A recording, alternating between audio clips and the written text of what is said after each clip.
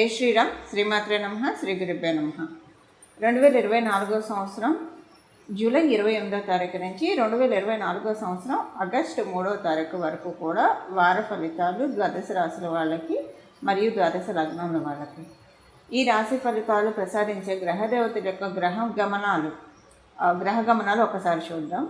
వృషభ రాశిలో మంగళ గురు సంచారం, కర్కాటక రాశిలో రవి శుక్రుల సంచారం. శుక్రాచార్యుల వారు కర్కాటక రాశిలోంచి ఈ ఆగస్టు నెల ఫస్ట్ తారీఖు నుంచి సింహరాశిలోకి అడుగుపెట్టబోతూ ఉన్నారు. అక్కడ బుధుడి సంచారం సింహరాశిలో ఉంది. కేతు యొక్క సంచారం కన్యారాశిలో, వక్రించిన శనైశ్వరుడు కుంభరాశిలో ఉన్నాడు. అలాగే రాహుదేవుని సంచారం మీనరాశిలో జరుగుతూ ఉంది. అన్ని రాశుల్ని వేగవంతంగా చుట్టూ వచ్చే చంద్రభగవానుడు మేషరాశి నుంచి మిథున రాశి వరకు ఈ వారం మొత్తం కూడా ఆయన సంచారం సాగిస్తూ ఉన్నారు. ఈ వార ఫలాలు తెలుసుకోవడానికి ముందుగా ఒక చిన్న క్లారిఫికేషను, అందరికీ ఉండే సందేహము. ఇప్పుడు కొంతమందికి వాళ్ళ రాశి తెలుస్తుంది, కొంతమందికి వాళ్ళ లగ్నము రాశి రెండు తెలుస్తాయి. మీ లగ్నం, మీ జన్మ లగ్నం మీకు తెలిసి, మీ జన్మరాశి మీకు తెలిస్తే మీ రాశి ప్రకారం మీరు రాశి ఫలితాలు చూసుకుంటారు. మీ జన్మ లగ్నం మీకు తెలిస్తే కనుక ఆ లగ్నం ఏ రాశిలో పడిందో ఆ రాశి యొక్క ఫలితాలు కూడా చూసుకోవడానికి ప్రయత్నించండి. ఉదాహరణకి మీరు మేషరాశిలో పుట్టారు, కానీ మీ లగ్నం మీనలగ్నం అయితే మీరు మీనలగ్న ఫలితాలు కూడా, అంటే మీనరాశి ఫలితాలు కూడా మీరు చూసుకోవాల్సి ఉంటుంది. ఇప్పుడు రాశి మేషరాశి, లగ్నం కూడా మేషలగ్నం అయితే ఇంకొకటే రాశి ఫాలో అయితే సరిపోతుంది. ఇప్పుడు దీంట్లో బెనిఫిట్ ఏమవుతుందంటే లగ్నం ఏ రాశి అయిందో అది చూసుకోవడము, మన రాశి చూసుకోవడం వల్ల రెండిట్లో పాయింట్స్ని మనం ఎక్స్ట్రాక్ట్ చేసుకోవాలి.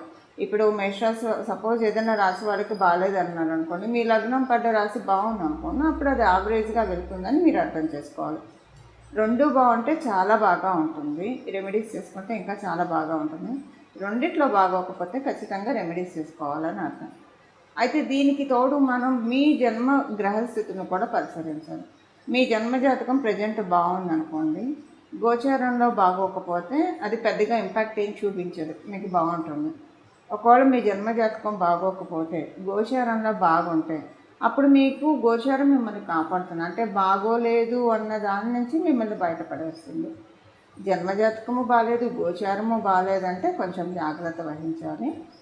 రెండు బాగున్నాయి అనుకోండి, మీ జన్మజాతకం బాగుంది, గోచారం బాగుందంటే చాలా బాగా ప్లస్ జరుగుతుందని చెప్పి అక్కడ మీరు నోటీస్ చేయాలి. సో మీరు కొంచెం మీ పనులు వేగవంతం చేసుకోవడం, ఉద్యోగానికి సంబంధించిన ట్రయల్స్ కొంచెం ఎక్కువ వేయడం, ఏ సబ్జెక్టు నేర్చుకుంటే ఇంకా మీరు ఉద్యోగంలో వెల్వర్స్ అవుతారా అలాంటివి, వ్యాపారస్తులు కూడా ఫోకస్డ్గా వర్క్ చేయడము, ఇలాగా మనం పనిచేసే మనం చూస్ చేసుకున్న ఫీల్డ్స్లో ఎక్కువ అటెన్షన్ గ్రాప్ చేస్తే సమయం బాగా ఉన్నప్పుడు ఎక్కువగా మనకి ఫలితాలు రావడానికి అవకాశం ఉంటుంది. అందుకే కదా దీపం ఉండగానే ఇల్లు చక్క పెట్టుకోవాలని మన పెద్దలు ఎప్పుడు చెప్తూ ఉంటారు.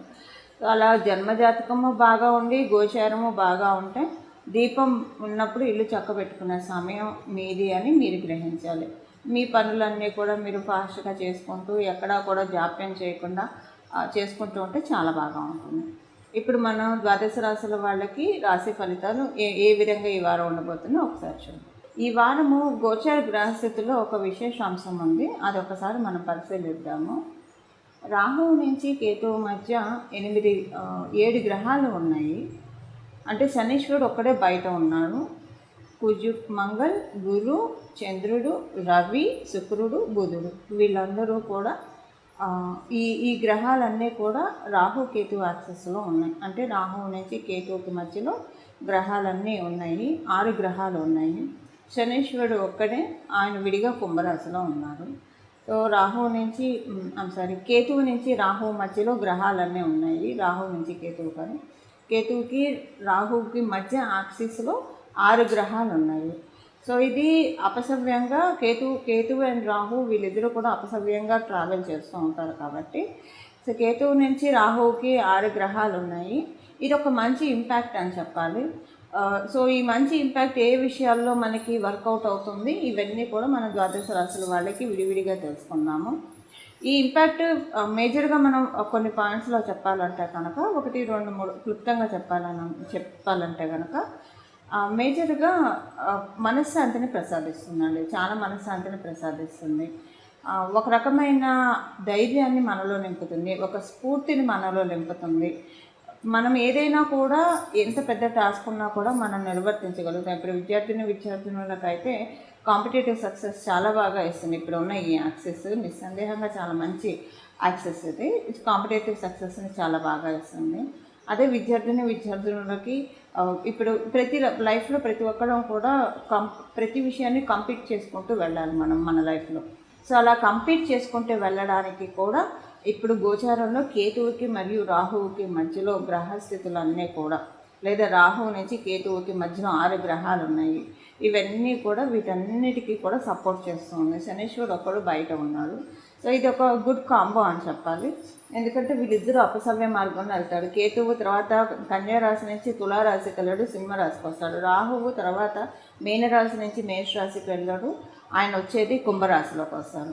సో ఇప్పుడు అపసవ్యంలో గ్రహాలన్నీ, అంటే ఈ రాహుకేతు యాక్సిస్లో అపసవ్యంలో గ్రహాలన్నీ ఉన్నాయి కాబట్టి ఇది ఒక మంచి స్ఫూర్తిని, ధైర్యాన్ని తెస్తుందండి. చాలా విషయాల్లో చాలామందికి ఏదన్నా చేద్దామని వాళ్ళు వెనకంచి వేసుకొని ఉన్నా, లేదా ఇన్నాళ్ళు వాళ్ళు ఎంత ఎఫర్ట్ పెడుతున్నా వాళ్ళకి సరైన గ్రోత్ రాలేదని అనుకున్న వాళ్ళకి ఇలా అందరికీ కూడా చాలా మంచి శుభ ఫలితాన్ని ఇప్పుడు ప్రజెంట్ అందించబోతున్నాయి గోచరంలో ఉన్న గ్రహ దేవతలు.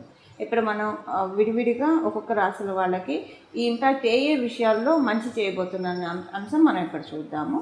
మకర రాశి మరియు మకర లగ్నంలో పుట్టిన వాళ్ళకి ఈ వారము ఇంట్లో ఏదైనా చర్చలు జరుగుతాయి. దేనికి?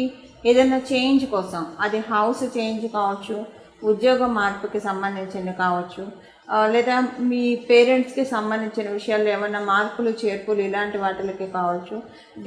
దానికి ఒక మార్పుకి సంబంధించి ఇంట్లో చర్చలు జరుగుతాయి. అవి ముందుకు వెళ్తాయా లేదా అన్నది మళ్ళీ మీ జన్మజాతకాన్ని బట్టి ఆధారపడి ఉంటుంది. మీరు ఉద్యోగస్తులైనా, వ్యాపారస్తులైనా, లేదా ఇల్లు అమ్మడానికి, కొనడానికి, ఇల్లు మారడానికి, లేదా ఇంట్లో ఏదన్నా ఒక చేంజ్ కోసం అండి, మీ వృత్తిపరంగా చేంజ్ కోసం, ఇలాంటి వాటికి సంబంధించిన డిస్కషన్స్ ఈ వారం ఎక్కువగా ఉంటుంది. అలాగే ఈ వారము మధ్యమంలో పిల్లలకి సంబంధించి మీరు సంతృప్తిగా ఉంటారు. పిల్లలే మనకు అసెట్ అని భావించే విధంగా దైవ బలం, కాలబలం ఈ వారం మీకు ఉంది. సో నా పిల్లలే నాకు అసెట్ అని అనుకునే విధంగా మీకు ఈ వారం బాగా ఉంది. అండ్ ఒక ప్రపోజల్ కూడా మీకు వస్తుంది. ఈ ప్రపోజల్ ఏ విషయంలో ఉంటుందంటే ఒక మంచి ప్రాపర్టీ. ఇదే మీరు రియల్ ఎస్టేట్కి సంబంధించిన రంగాల్లో ఉంటే కనుక మంచి ప్రాపర్టీ డీల్ మీకు వస్తుంది. లేదా ఆల్రెడీ మీరు ఒక డీల్ చేస్తూ ఉంటే ఆ డీల్ మీకు సక్సెస్ఫుల్గా రన్ అవుతుంది. ఈ వారంలో దీనికి చాలా అనుకూలంగా ఉంది. అందరూ రియల్ ఎస్టేట్లోనే ఉండాలని ఉండదు కదా. అప్పుడు ఏంటంటే మీకు ఒక మంచి ప్రాపర్టీకి సంబంధించిన విషయాల్లో కావచ్చు, లేకపోతే మనీకి సంబంధించిన మ్యాటర్స్లో కావచ్చు, వీటిల్లో ఏదైనా ఒక మంచి డీల్ మీకు వస్తుంది ఈ వారము. సో అది మీరు ఉద్యోగస్తులైనా, వ్యాపారస్తులైనా, ఎవరైనా సరే, మీరు విద్యార్థులే అనుకోండి. మీరు మకర రాశి, మకర లగ్నాలు పుట్టారు. ఇప్పుడు మీ పేరెంట్స్ చూస్తూ ఉంటారు కదా పిల్లలది కూడా. సో మీ పిల్లలు మకర రాశి, మకర లగ్నాల్లో పుట్టారు. వాళ్ళు ఇంకా అసలు చదివే చేయలేదు, ఇంకా వాళ్ళకి డీల్స్ ఏంటి అని ఉంటుంది కదా. అప్పుడేంటంటే అక్కడ అర్థం ఏంటంటే వాళ్ళకి రావాల్సింది ఇప్పుడు మీకు వస్తేనే కదండి వాళ్ళు బాగా ఉండేది. అలా పేరెంట్స్కి వస్తుందని ఇక్కడ మనం అర్థం చేసుకోవాలి. ఇలా పేరెంట్స్కి ఎవరో ఒకరికి మంచి డీల్స్ రావడానికి అవకాశం ఉంది. ఇది ఫైనాన్షియల్గా బాగా సెట్ చేసే డీల్స్ అయితే వస్తాయి. ఇది నిలబడుతుందా, నిలబెట్టుకుంటారా, చక్కగా ఫామ్గా తీసుకెళ్తారా, ఇది మళ్ళీ మీ జన్మజాతకాన్ని అనుసరించి ఆధారపడి ఉంటుంది. మీ జన్మజాతకం సపోర్ట్ చేయకపోతే ఆఫర్ అయితే వస్తుంది, అది నిలబెట్టుకోవడం చాలా కష్టసాధ్యం అవుతుంది. ఇంకా మీకు మీరే గివప్ చేసేయచ్చు. లేదా మొండిగా పోరాడినా కొంచెము, ఇప్పుడు మనం తెలుసుకోబోయే రెమెడీ చేసి మొండిగా పోరాడినా బాగా ఫైటింగ్ ఎక్కువగా ఉంటుంది. సో దీనికి మీ జన్మజాతకం కూడా సపోర్ట్ చేయాలి. గోచారం అయితే ఈ విధంగా మీకు సపోర్ట్ కలగజేస్తూ ఉంది. అలానే ఇంకొక విషయం ఏంటంటే ఈ వారము మధ్యలో, అంటే బుధవారము లేదా గురువారం, ఈ 2 రోజుల్లో మీరు కొన్ని వార్తలు వింటారు. ఈ వార్తలు దేనికంటే ఒక పెక్యులర్గా ఉంటుందండి. ఎలా ఉంటుందంటే మీకు ఎవరైతే సరిపడరు, అంటే ఇప్పుడు అందరితో సరిపడాలని ఉండదు కదా. సో మీరు ఎవరితో అయితే, లేదా మిమ్మల్ని వాళ్ళు సరిపడట్లేదు అని మిమ్మల్ని దూరం పెడుతున్నారు, ఇగ్నోర్ చేస్తున్నారు, లేదా మీకు ఎవరితో అయినా సరిపడట్లేకపోతే కనుక వాళ్ళు అర్థం చేసుకోవట్లేదు అని బాధపడుతూ ఉంటే ఒక పెక్యులర్ థింగ్ ఏంటంటే ఈ వారం మధ్యమంలో బుధ గురువారాల్లో వాళ్ళకి ఏదైనా ఒక ప్లస్ జరుగుతుంది వాళ్ళ లైఫ్లో. సో అది మీకు తెలుస్తుంది. అంటే దీనివల్ల మీకు ప్లస్ లేదు మైనస్ లేదు, బట్ జస్ట్ వింటారు. సో అంటే ఈ వారం జరగబోయే అన్నీ కవర్ చేయాలి కాబట్టి ఈ పాయింట్ కూడా కవర్ చేస్తున్నాను. ఇంకా మిగతా విషయాల్లో ఏంటంటే మీకు ఈ వారం మీకు చాలా అంటే మీ గోచార గ్రహస్థితుల రీత్యా మీ స్పౌస్, మీరు ఆడవాళ్ళు అయితే మీ హస్బెండ్, లేదా మీరు మగవాళ్ళు అయితే మీ మిస్సెస్కి చాలా బాగా ఉంది. వాళ్ళు కనుక కెరియర్ పర్సూ చేస్తూ ఏదైనా కెరియర్లో ఉంటే కనుక ఉద్యోగం కావచ్చు, వ్యాపారం కావచ్చు, చాలా బాగా ఉంది. వాట్ ఇఫ్ ఇప్పుడు మీరు మగవాళ్ళు మీ ఇంట్లో శ్రీమతి గారు ఏమీ చేయట్లేదు, బట్ ఏదైనా చెయ్యాలి అని అనుకుంటే కనుక ఈ వారం చాలా బాగా ఉంది. ఆ ప్రయత్నాలు చేయడానికి చాలా చక్కగా ఉంది. ఇవి ఈ వారం యొక్క గోచర గ్రహస్థితుల ఫలితాలు మకర రాశి మరియు మకర లగ్నాల్లో పుట్టిన వాళ్ళందరికీ కూడా. చూసారు కదండి మీ రాశి యొక్క ఫలితాలు. ఇప్పుడు ఏ పరిహారం చేసుకుంటే చక్కటి ఫలితాలు ఉంటాయి ఈ వారం మొత్తం కూడా, అదొకసారి మనం పరిశీలిద్దాము. ఈ వారం మొత్తం కూడా ద్వాదశ రాశుల వాళ్ళు మరియు ద్వాదశ లగ్నాల వాళ్ళు కేతు భగవానుడు అసలు యాక్చువల్గా డిటాచ్ చేస్తాడు మనకు అన్నిటి నుంచి. కాకపోతే ఇప్పుడు కాలగమనంలో ఒక రకంగా కాలామృత యోగంలో ఆయన మనకి ఫలితాన్ని ఇస్తూ ఉన్నాడు. కాబట్టి కేతు భగవానుడు ఇచ్చే ఫలితాన్ని మనం అందుకోవడానికి గణపతి యొక్క పూజ, గణపతి యొక్క ప్రార్థన మనం చేయాలి. గణపతి యొక్క పూజ, గణపతి యొక్క ప్రార్థన ఎలా చేస్తారు? గణపతికి సంబంధించిన నామాన్ని చదువుకోవచ్చు, లేదా గణపతికి సంబంధించిన స్తోత్రాలు చదవచ్చు. అలాగే గణపతికి గరికమాలతో పూజ చేయొచ్చు, లేదా ఈ వారం మొత్తం గణపతి ఆలయానికి వెళ్ళి రావచ్చు. ఇవన్నీ కూడా కన్ఫ్యూజను. గణపతికి సంబంధించిన ఏదైనా ఒక నామం పట్టుకుంటానంటే గణేశాయ నమః అనో, గజాననాయ నమః అనో, ఇలా ఏదైనా మనం జపించవచ్చు. కానీ మెయిన్ ఏంటంటే ఈ వారం మొత్తం కూడా గణపతి ప్రార్థన చేస్తే కనుక చాలా బాగా ఉంటుంది. గణపతి ప్రార్థన చేయడం వల్ల అందులో కేతు భగవానుడు ఇప్పుడు ఉన్నది కన్యారాశిలో. ఈ కన్యారాశిలో ఉండడం వల్ల ఇంకా ఎక్కువ ఫలితాలను మనకి ప్రసాదిస్తాడు. అయితే గణపతిని ఏదైనా ఒక నామంతో జపిస్తే బాగుంటుంది. ఆ నామం ఏంటి అది చెప్పండి అన్న సందేహం మీకు తలెత్తితే కనుక గజాననాయ నమః, గజాననాయ నమః, గజాననాయ నమః. ఈ నామాన్ని మనం ఉదయాన్నే కూడా లేస్తూ గణపతి చక్కటి ముఖార విందాన్ని చూస్తూ, ఎవరైతే గణపతి వంక చూస్తూ గజాననాయ నమః, గజాననాయ నమః, గజాననాయ నమః అనుకుంటారో వాళ్ళకి ఐశ్వర్య ప్రాప్తి ఉంటుంది. ప్రతిరోజు అనుకుంటూ వెళ్తే ఐశ్వర్య ప్రాప్తి ఉంటుంది. ఇప్పుడు ఈ వారం మొత్తం కూడా గణపతి యొక్క ఇప్పుడు నామానికి ఎలాంటి తప్పు ఉండదు. మీరు ఆడవాళ్ళు అయితే పీరియడ్లో ఉన్నా కూడా మనసులో నామజపం చేయొచ్చు. మీరు అశౌచంలో ఉంటే 1 year అశౌచంలో ఉన్నా కూడా నామజపానికి ఎలాంటి తప్పు లేదు. ఇది మనం అంటే బీజాక్షరాలు లేదా ఓంకారం చేర్చట్లేదు కాబట్టి కేవలంగా నామజపం ఎప్పుడైనా చేయొచ్చు. అందుకే మనకి పేర్లు కూడా అమ్మవారి పేర్లు, దేవీ దేవతల పేర్లు, లేదా భగవంతుడి పేర్లు ఇలా పెడుతూ ఉంటారు. రామ అంటారు. ఇప్పుడు ఒక తల్లి పిల్లాన్ని పిలవాలంటే పీరియడ్లో ఉన్న రామ ఇలా రారా అంటుంది. కానీ అదే నేను పీరియడ్లో ఉన్నాను పిలవకూడదు దేవుని నామం అని ఆగరు కదా. అంటే ఇక్కడ నేను చెప్పే విషయం ఏంటంటే నామజపానికి ఎలాంటి దోషము లేదు. సర్వకాల సర్వావస్థల్లో కూడా మనం నామజపాన్ని చెప్పించవచ్చు. సో అలా గజాననాయ నమః, గజాననాయ నమః, గజాననాయ నమః అనే ఈ నామాన్ని కనుక జపిస్తే కనుక చాలా చక్కటి ఫలితాలు మనకి లభిస్తాయి.